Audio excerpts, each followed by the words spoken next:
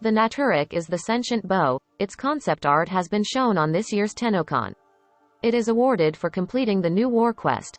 Since this video only focuses on the weapon, there won't be any further spoilers for the quest.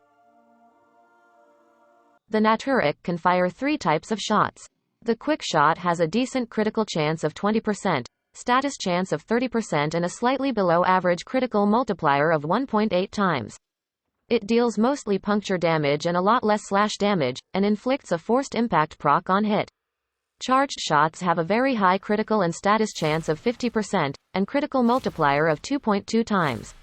Shots will explode on impact in a small AoE. As far as I can tell, the radius is not affected by Firestorm. Charging the bow to over 2/3 charge and releasing it before full charge will result in a perfect shot, with 60% critical chance and a critical multiplier of 2.4 times. In addition to its great stats, the Nataruk has innate body punch through, which means that shots will go through multiple enemies. It also has infinite ammo. The arrow flies very straight with a high projectile speed, making it very accurate.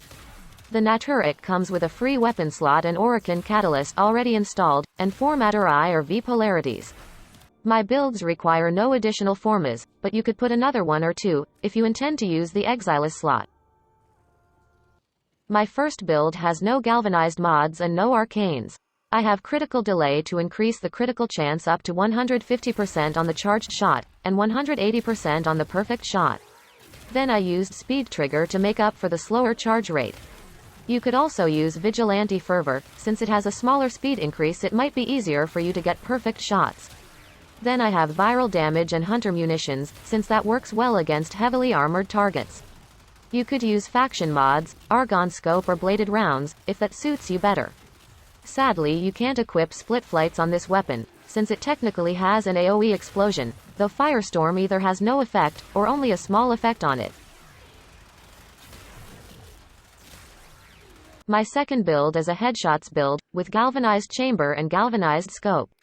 I also have primary deadhead in the arcane slot, mostly because of the headshot multiplier bonus.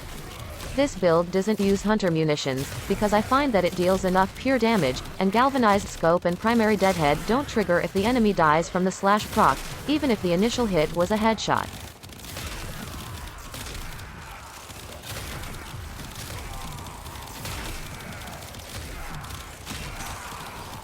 And my last build is a slash-based build, with the slash proc coming from hunter munitions.